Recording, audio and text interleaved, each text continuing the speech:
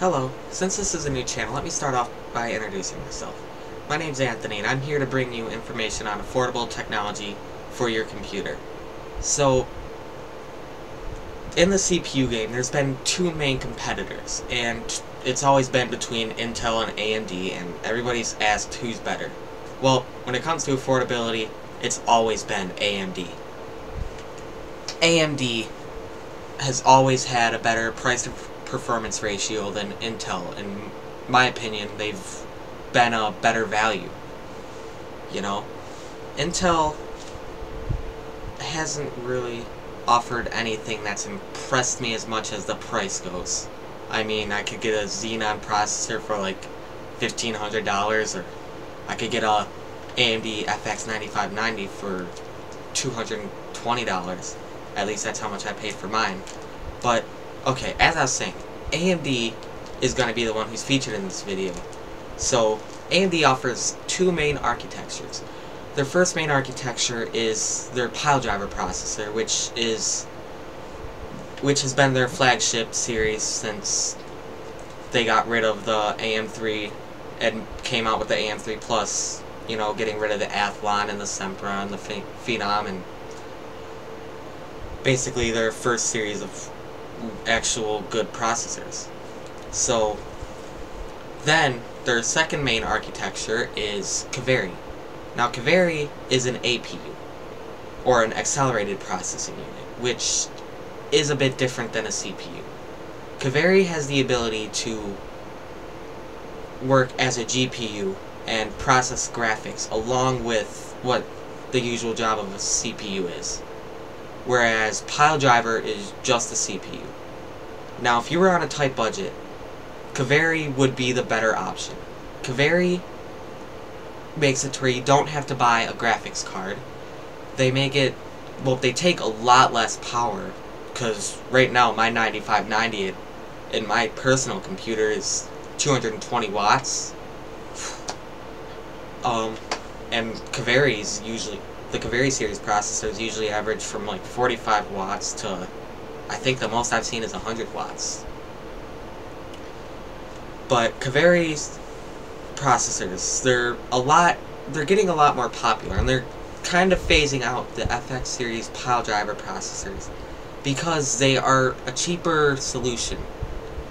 Since they're able to process graphics as a GPU, they get rid of the need to have a graphics card. So, if you could get an A10, I don't know the exact number, I think it's a 6770, an A10 6770 that puts out as much as my R7 250X, and is basically equivalent to my R7 250X GPU and my graphics card, and also have it do as good of a work as an FX 4350, then why not spend $120 on it instead of spending $100 on the processor and another $100 on the graphics card?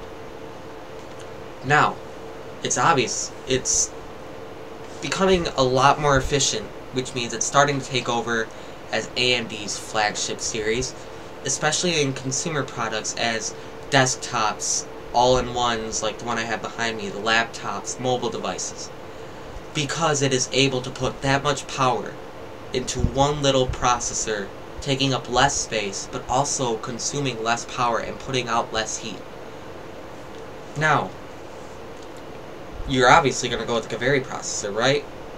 I mean, you might want to reconsider that, especially since the fact that Kaveri, even though it's got the CPU and the GPU in one, it's not as good as an FX series Piledriver processor, because of the fact that it's so much into one that it's good at both, but it's not as good as if you were to get two separate. Like if you were to get a Kaveri A10 series processor and put it up against a 4300 and a R7 250X, you're probably going to get better benchmarks off of the R7 250X and the 4350 than you would on the Kaveri A10. Because it doesn't put as much load on the CPU, and the GPU is able to do strictly graphics, whereas Kaveri has to divide up, okay, you do this much on the graphics, you do this much on the processing, and we'll work together to get this done.